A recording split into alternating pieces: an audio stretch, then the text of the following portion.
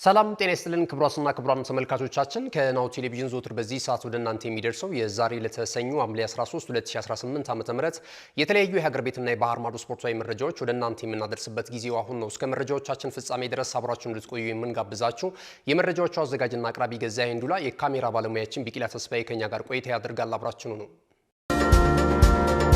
ወደ ቀዳሚው የሀገር ቤት ስፖርታዊ መረጃችን ስናልፍ ይሄኛውን ቀዳሚ እናደርጋለን። የኢትዮጵያ ሊግ ሼር ካምፓኒ ወይም ደግሞ አጠቃላይ ክለቦች በስምምነት ያቋቋሙት የኢትዮጵያ ፕሪሚየር ሊግ አጠቃላይ መሪው ማለት ነው ሊግ ሼር ካምፓኒው የፊታችን እሁድ ሐምሌ 19 አጠቃላይ ዓመታዊ ጉባኤውን እንደሚያከናውን እንደዚሁ ተነግሯል። መደበኛ ጠቅላላ ጉባኤውን ማለት ነውና ክለቦች የሚሳተፉበት ነው።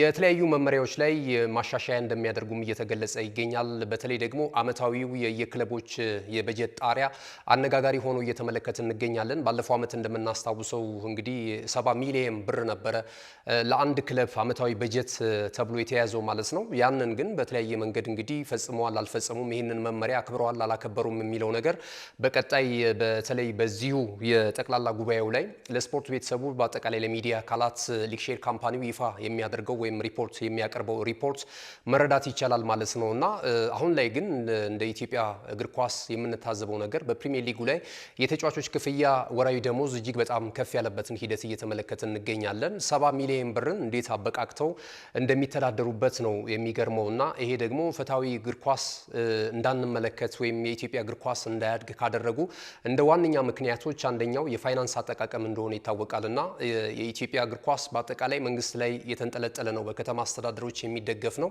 የራሱ የሚለው አስተማማኝ ገቢ የፈጠረ ክለብ አለ ብሎ ለማሰብ በጣም አስቸጋሪ ነው። ከቅዱስ ጊዮርጊስ እግር ኳስ ክለብና ከኢትዮጵያ ቡና ውጪ ማለት ነው። ሌሎቹ አጠቃላይ ወይ በመንግስት ልማት ተቋማት የሚመሩ ናቸው በፋይናንሱ ረገድ ማለት ነው። ካልሆነም ደግሞ ከተማ አስተዳደር ነው የሚደግፋቸውና ዞሮ ዞሮ በመንግስት እጅ የሚገኙ ክለቦች ለከፍተኛ የገንዘብ ብክነት እየተዳረጉ እግር ኳሱንም በጣም እያቀጨጩ እግር ኳሳዊ ያልሆኑም የፋይናንስ ዝውውሮችን እየተመለከትን ነው የምንገኘውና እነዚህ አይነት ነገሮች እንግዲህ ለእግር ኳሳችን እድገት እስካሁን የመጣንበት ነገር ፍጹም የተበላሸ እንደሆነ ይታወቃል። ለዚያም ነው እግር ኳሳችን የማያድገው ወይም ጥርት ያለ ለተዝናኖት እንኳን የሚበቃ ሊግ እየተመለከትን አይደለም የምንገኘውና የእግር ኳስ ቤተሰቡ ከጊዜ ወደ ጊዜ ከስቴዲየም እየራቀ እንግዲህ ገንዘብ ብቻ የዝውውሩን ሁኔታ ማዳመጥ ሆኗልና ይሄ ደግሞ እግር ኳሳችን በአህጉር አቀፍ ደረጃ ሊሆን ይችላል ምናልባት እዚህ የምስራቅ አፍሪካን እንኳን ኳስ መቆጣጠር ያልቻልንበትን ሂደት እዛ ደረጃ ላይ በዚያ በምስራቅ አፍሪካ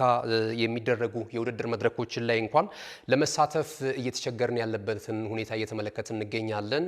ከኋላ የመጡ ለካፍም ይሁን ለፊፋ እንግዳ የሆኑ አዳዲስ ሀገራት ብሔራዊ ቡድኖች ደሴቶች ጭምር እየበለጡን በዓለም ዋንጫው እየተሳተፉ ተመልክተናልና የእግር ኳስ አጠቃላይ ስፖርታዊ ስትራክቸሩ አስተዳደራዊ ጉዳዮች ላይ መሻሻል እንዳለባቸው እንደ ናሁ ስፖርት እምነት አለን። ብዙም የእግር ኳሱ ቤተሰቦች በዚህ ላይ ቅሬታ እያሰሙን የሚገኙት የኢትዮጵያ ሕዝብ በአጠቃላይ በሚባል ደረጃ እግር ኳስን በጣም ይወዳል። ውጤታማ ከምንሆንበት ከአትሌቲክስ አስበልጦ ነው እግር ኳስን ምንም ውጤት የሌለውን እግር ኳስ የሚወደውና ኳስ አለ በተባለ ቦታ ሄዶ ለማበረታታት አይቦዝንም። ነገር ግን ደግሞ አሁን ላይ ያለው የእግር ኳስ ድባብ በስቴዲየም የምንመለከታቸው አንዳንድ ከስፖርታዊ ጨዋነት ጋር በተያያዘ እንደዚሁም ደግሞ ሜዳም ከገባም በኋላ ገንዘባችንን ጊዜያችንን መስዋዕት አድርገን ወይም የስፖርት ቤተሰቡ እንደዚህ አይነት ነገር መስዋዕትነት ከፍሎ ከገባ በኋላ ሜዳ ላይ የሚመለከተው ሳር ነው እና እንደዚህ አይነት ጉዳዮች እንግዲህ በቀጣይ መስተካከል አለባቸው።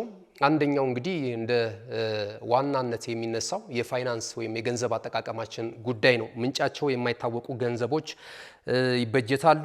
ነገር ግን ደግሞ መመሪያም ተጥሶ ለተጫዋቾች የሚከፈል ገንዘብ፣ ለአሰልጣኞች የሚከፈል ገንዘብ ትክክለኛውን ነገር የሚመጥን ነው ተብሎ አይታሰብም በስፖርት ቤተሰቡ ማለት ነውና ይህን እየታዘብን እንገኛለን። በቀጣይ እንግዲህ የእግር ኳስ ተጫዋቾች አይከፈላቸው ማለት አይደለም። ፕሮፌሽን ነው፣ ሙያ ነው፣ በየጊዜው ማደግ አለበት። ነገር ግን ደግሞ በዛው ልክ ለሚከፈላቸው ክፍያ ደግሞ ለስፖርት ቤተሰቡ ተመጣጣኝ በብሔራዊ ቡድንም የምንመለከተው አይነት ተጫዋች ሆኖ መገኘት በጣም ዲሲፕሊን መሆኑ ያስፈልጋል።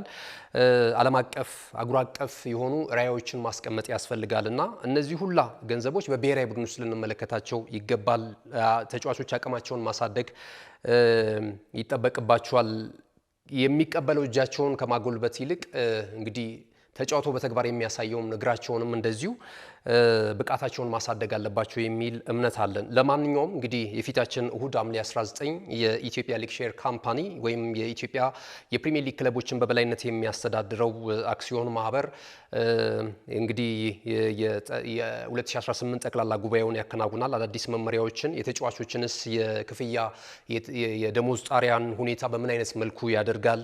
አንዳንዱ መመሪያ ይተገብራል፣ አንዳንዱ ደግሞ ሲጥስ እንመለከታለን። በይፋ ከሚከፍሉት ገንዘብ ለተጫዋቾች ይህንን መገመት አያዳግትም። ተጨባጭ ነገር ማቅረብ አንችልም። ነገር ግን እነዚህ አይነት ነገሮችን የስፖርት ቤተሰቡን በየጊዜው ለኛም ጥቆማ ስለሚያደርስ እንደዚህ አይነት ነገሮችን እንግዲህ መርምሮ ምን አይነት መመሪያዎችን ምን አይነት ሁኔታን በጠቅላላ ጉባኤው ላይ ያስተላልፋል የሚለው ነገር እንግዲህ የምንመለከተው ይሆናል። እናንተ ግን በአጠቃላይ በኢትዮጵያ እግር ኳስ በኢትዮጵያ ፕሪሚየር ሊግ ላይ ምን እየታዘባችሁ ትገኛላችሁ? ከተጫዋቾች ክፍያ ጋር በተያያዘ እንደዚሁም ተያያዥ የእግር ኳስ እድገታችንና ሊጉ ላይ የምትመለከቷቸው ነገሮች ምን መሻሻል አለበት? እስኪ ሀሳብ አስተያየታችሁን ጻፉልን።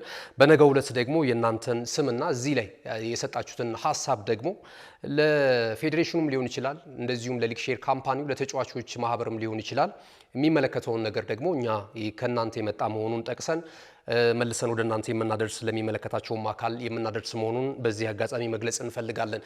ክቡራትና ክቡራን ተመልካቾቻችን መረጃዎቻችን ይቀጥላሉ። የሀገር ቤት ስፖርታዊ መረጃችን እዚህ ላይ ይጠናቀቃል። ስንመለስ ወደ ባህር ማዶ ስፖርታዊ ጉዳዮቻችን ነው የምናቀናው። ነገር ግን ደግሞ ጠቃሚ መልእክቶች ወደ እናንተ ይደርሳሉ። አብራችሁ ነው። ካሽጎ በየትኛውም ዓለም ሆነው በማንኛውም ሰዓት ለወገኑ የሚደርሱበት ፈጣን የገንዘብ መላኪያ ተከፈተሎ። ማስተርና ቪዛ ካርዶን በመጠቀም ከ5 እስከ 20 ዶላር የሚልኩበት አዲስ የገንዘብ መላኪያ መንገድ። ካሽጎን ለየት የሚያደርገው የትኛውም የገንዘብ ዝውውር በፍጥነት አገልግሎት ከመስጠቱም ባሻገር ለማንኛውም አገልግሎት ምንም አይነት ክፍያ አለመጠየቁ ነው። በሀገራችን ታሪክ ገንዘብን ከውጪ ወደ ሀገር ቤት በማስተላለፍ በመተግበሪያ መልክ አገልግሎት መስጠት የጀመረው የመጀመሪያው ሀገር በቀል የገንዘብ መላኪያ ዘዴ ካሽጎ ከ4500 በላይ ባሉ የባንክ ቅርንጫፎች አገልግሎት እየሰጠ ይገኛል። ገንዘቦን በሰኮንዶች ልዩነት ውስጥ ይፈልጉ በአካውንቶ ወይንም በእጆ ቆጥረው የሚወስዱበት ልዩ ዘዴ። በቅርቡ ሁሉንም ኢትዮጵያዊ ባለቤት ለማድረግ ጉዞ የጀመረው ካሽጎ ዛሬውኑ መተግበሪያውን በስልኮ ላይ በመጫን የአገልግሎቱ ተጠቃሚ ሆኑ። ፍጥነት መለያችን፣ ኢትዮጵያን መክፈቻችን፣ ካሽጎ ነው መላኪያችን። ካሽጎ የአዲሱ ትውልድ ብራንድ። ተመልሰናል። ክቡራትና ክቡራን ተመልካቾቻችን ይህ ናሁ ቴሌቪዥን ነው። ናሁ ስፖርትን በመከታተል ላይ ትገኛላችሁ። ቀደም ሲል በሀገር ቤት ስፖርታዊ መረጃችን በተለይ ሊግ ሼር ካምፓኒው ቀጣይ እሁድ ሐምሌ 19 የሚያከናውነውን ዓመታዊ ጠቅላላ ጉባኤን በተመለከተ መረጃ ሰጥተናቸዋል። አሁን ደግሞ ከባህር ማዶ የተገኙ ስፖርታዊ መረጃዎችን ወደ እናንተ እያደረስን ቆይታ የምናደርግ ይሆናል። የዓለም እግር ኳስ ዋንጫ የውድድር መድረክ እንግዲህ ትላንት ምሽት ተጠናቀቀ። ከዛ በኋላ የተለያዩ ጉዳዮች እየወጡ ይገኛሉ። በተሸናፊው ወይም ደግሞ የመድረኩን የዋንጫ ክብር በስፔን በተነጠቀው የአርጀንቲና ብሔራዊ ቡድን በኩል አንዳንድ መረጃዎች እየወጡ ነው የሚገኙት ማለት ነውና ከትላንትና እንግዲህ ምሽት ላይ የተደረገውን በኢትዮጵያ ሰዓት አቆጣጠር ለማለት ነው እንግዲህ ትላንት በስፔን እና በአርጀንቲና ብሔራዊ ቡድን መካከል የተደረገው የፍጻሜን ጨዋታ ለመከታተል ወደ አሜሪካ ጨዋታው ወደሚደረግበት ስፍራ ማቅናት ያልቻሉ አርጀንቲናውያን እንግዲህ በቦነስ አይረስ በዋና ርዕሰ መዲናዋ በመሰባሰብ ጨዋታውን ሲከታተሉ ነበረ።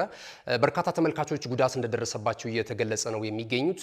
አሁን ላይ ላማንስ ስፖርት የተባለ ተነባቢ ጋዜጣ የሀገሪቱ ተነባቢ ጋዜጣ ከሚባሉት ተጠቃሽ ነውና ከ50 በላይ ደጋፊዎች እንደዚሁ ከውጤቱ ከተጠናቀቀ በኋላ እንደዚሁ በአንዳንድ የልብ ድካም ያው ውጤቱ ረብሿቸው ማለት ነው እንደዚሁም እርስ በርስም ተረጋግጠው ሁላ ጉዳት እንደደረሰባቸው ከፍተኛ ጉዳት ማስተናገዳቸው እየተገለጸ ነው የሚገኘው። 7 ሰዎች ደግሞ በከፍተኛ ጉዳት ምክንያት ሆስፒታል ገብተው ሕክምና እየተከታተሉ እንዳሉ እየተገለጸ ነው የሚገኘው። ወደ 4 የሚደርሱ ሰዎች ደግሞ እንደዚሁ በልብ ድካም ህይወታቸው እንዳለፈም እየተገለጸ ነው የሚገኘው ማለት ነው። ከዚህ ቀደም የ2022ቱን የዓለም እግር ኳስ ዋንጫ የውድድር መድረክ የአርጀንቲና ብሔራዊ ቡድን ለሁለተኛ ጊዜ ሲያሳካ እንደተመለከት ነው እንግዲህ ለሶስተኛ ጊዜ ሲያሳካ እንደተመለከት ነው ደስታቸውን ለመግለጽ አደባባይ የወጡ በተለይ በቦነስ አይረስ ደግሞ ከፍተኛ ጉዳት እንደደረሰባቸው የሚታወቅ ነውና አሁን ተመሳሳይ እንግዲህ እግር ኳስ ደስታንም ለመግለጽ አዘንንም ለመግለጽ ተመሳሳይ ነገር በአርጀንቲና ቦነስ አይረስ እንደተከሰተ ያገኘነው መረጃ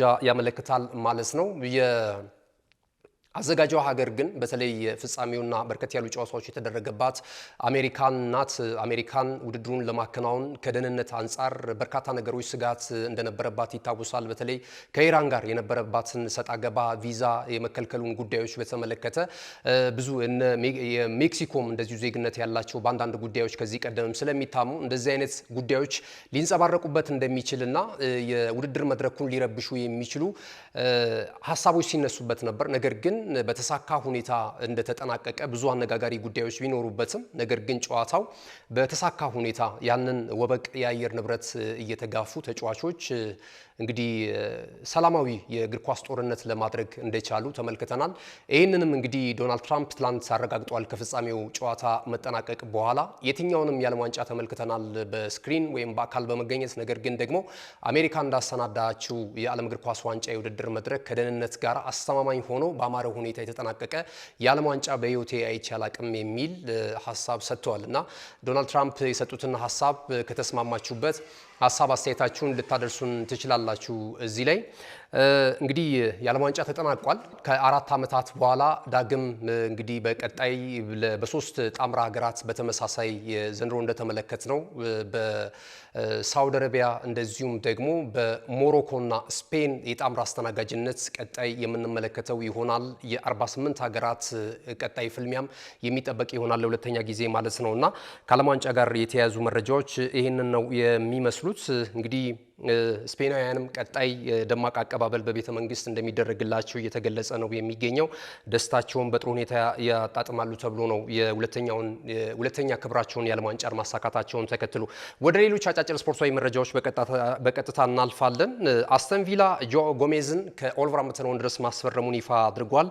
ይህን ብራዚላዊ የ25 ዓመት ተጫዋችን እንግዲህ ለሚቀጥሉት 5 የውድድር ዓመታት በቪላ ፓርክ በአስተን ቪላ ማሊያ የምንመለከተው ነው የሚሆነው ማለት ነው። አስቀድሞ ወደ 34 ሚሊዮን ፓውንድ ወጪ አድርጓል። ከዚያም የተጫዋቹ ፐርፎርማንስ እየተያየ ደግሞ እንደዚሁ እስከ 5 ሚሊዮን ፓውንድ ድረስ ለተጫዋቹ ባለንብረት ክለብ አስተን ቪላ ይከፈላል ተብሏል። አስተን ቪላ በቀጣይ ምናልባት ተጫዋቹንም ከሸጠው እንደዚሁ ከቀጣይ ዝውውሩን 5% እንደዚሁ የሚካፈልበት ሂደትም ዝውውሩ ላይ እንደተካተተ እየተገለጸ ነው የሚገኘው ማለት ነው። ወደ ሌላኛው መረጃ ስናልፍ የኒውካስል ዩናይትድ እና እንደዚሁ ዌስትሃም ዩናይትድ ጄደን ዲክሰንን ከአርሰናል በውሰቱን ለማስፈረም ጥያቄ በማቅረብ ላይ ነው የሚገኙት። ይህ ተጫዋች ባለፈው ዓመት ነበረ ከስቶክ ሲቲ ማስፈረም የቻለው ከሻምፒዮንሺፑ ተሳታፊው ክለብ ስቶክ ሲቲ ነበረ አርሰናል ሊያስፈርመው እንደምናስታውሰው የተከላካይ ስፍራ ተጫዋች ነው። 19 ዓመቱ ላይ ይገኛል። ይህን እንግሊዛዊ ኢንተርናሽናል በውሰቱን እንግዲህ ለማስፈረም በሻምፒዮንሺፑ እየተሳተፉ የሚገኙት ዌስትሃም ዩናይትድ እና እንደዚሁ ደግሞ የፕሪሚየር ሊጉ ክለብ ኒውካስል ዩናይትድ ከፍተኛ ጨረታ እያደረጉ እንደሚገኙ የተገለጸ ነው የሚገኘው ማለት ነው። ወደ ማንቸስተር ዩናይትድ መረጃ ስናልፍ ታይናን ቶፕሰንን ለማስፈረም እንደዚሁ ተስማምቷል። አልቋል። በጥቅሉ ፋብሪዚዮ ሮማኖ ነው ይህንን መረጃ ይፋ ያደረገው። ይህ ተጫዋች 18 ዓመቱ ላይ ይገኛል። እንግዲህ ለቶተንሃም ሆትስፐርስ ለሰሜን ለንደኑ ክለብ ከ18 ዓመት በታችና ከ21 ዓመት በታች ጨዋታውን ማከናወን ችሏል ከዚህ ቀደም በነበሩት እንቅስቃሴዎች ማለት ነውና አስገራሚ የተጫዋች መሆኑን በርካቶች ተመልክተዋል። ወደ ክለባቸውም ለማምጣት ጥረት ሲያደርጉ ቆይተዋልና ቀይ ሰይጣናቱ ሌላኛው ተጨማሪው ፈራሚያቸው ይህ የ18 ዓመት ተጫዋች ሆኖ እየተመለከት ነው እንገኛለን ማለት ነው።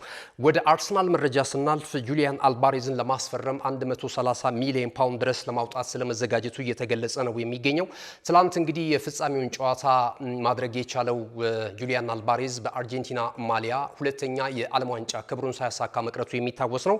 አሁን በተረጋጋ ሁኔታ ወደ ዝውውሩ ሁኔታ ይገባል ተብሎ ነው በተጫዋቹ ወኪሉ አማካኝነት ማለት ነውና ይህንን ዝውውር ለማጠናቀቅ የክለቡ ስፖርቲንግ ዳይሬክተር አንድሪያ ቤርታ ከፍተኛ ስራ እየሰሩ እንዳሉ እየተገለጸ ነው የሚገኙት። የተለያዩ የመረጃ ምንጮች እያጠናከሩት እንዳለው ዘገባ ከሆነ ቀጣይ የመድፈኞቹን መንደር ሊረግጥ የሚችለውና አራተኛ የመድፈኞቹ ፈራሚ የሚሆነው ጁሊያን አልቫሬዝ ነው የሚሉ መረጃዎች እየተበራከቱ ነው የሚገኙት ማለት ነው። ከዚሁ ከአርሰናል መረጃ ሳንወጣ አርሰናልና ማንቸስተር ሲቲ በአንድ ወሳኝ ተጫዋች ላይ እንደዚሁ ከፍተኛ ፉክክር ውስጥ ስለመግባታቸው እየተገለጸ ይገኛል። ይህ ተጫዋች ሞሮኮ ኢንተርናሽናል ሃዮ ቦሃዲ ነው። ይህ ተጫዋች ትላንት ምሽት በተጠናቀቀው የዓለም እግር ኳስ ዋንጫ የውድድር መድረክ ላይ የሞሮኮ ብሔራዊ ቡድን ማሊያ አጥልቆ ለመጀመሪያ ጊዜ እንግዲህ በጣም ደስ የሚል እንቅስቃሴ ማድረጉን ተከትሎ ብዙ አይኖች እያረፉበት ነው የሚገኙት። ታላላቅ ክለቦች ተጫዋቹን ለማስፈረም ጥረት በማድረግ ላይ እንደሚገኙ ይታወቃልና በቀጣይ ምናልባት ማንቸስተር ሲቲ ወይስ ደግሞ ወደ አርሰናል ሊያመራ ይችላል የሚሉት ጉዳዮች በነዚህ በቀጣዩ 5 ቀናቶች የምንመለከት ይሆናል። የተጫዋቹ ባለንብረት ክለብ የፈረንሳዩ ክለብ ሊል እስከ 100 ሚሊዮን ፓውንድ ድረስ ለተጫዋቹ ዝውውር ሂሳብ እንደሚጠይቅም እየተነገረ ነው የሚገኘው።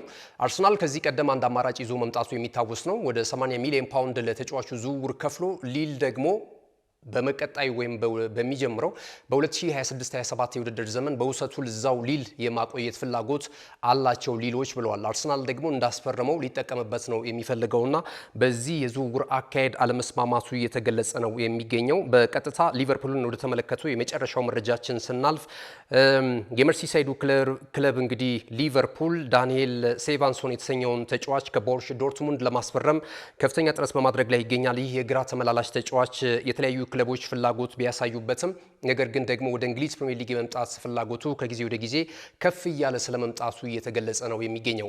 ክቡራትና ክቡራን ተመልካቾቻችን ለዛሬ ለተሰኞ ሐምሌ 13 2018 ዓ.ም በእኔና በባልደረቦች የተሰነዱ የሀገር ቤትና የባህር ማዶ ስፖርታዊ መረጃዎች ይህንን ይመስሉ ነበር። መረጃዎቹን ወደ እናንተ በማድረስ ከዚያ ሄንዱ ላይ የካሜራ ባለሙያችን ቢቂላ ተስፋዬ ከኛ ጋር ቆይታ አድርጓል። ተወዳጅ ናሁ ቴሌቪዥን ፕሮግራሞች በቀጣይነትም ወደ እናንተ ይደርሳሉ። ዩቲዩብ ቻናላችንን ላይክ፣ ሼር፣ ሰብስክራይብ በማድረግ ቤተሰብ እንድትሆኑ እንጋብዛችኋለን። መልካም ጊዜ ይሁንላችሁ።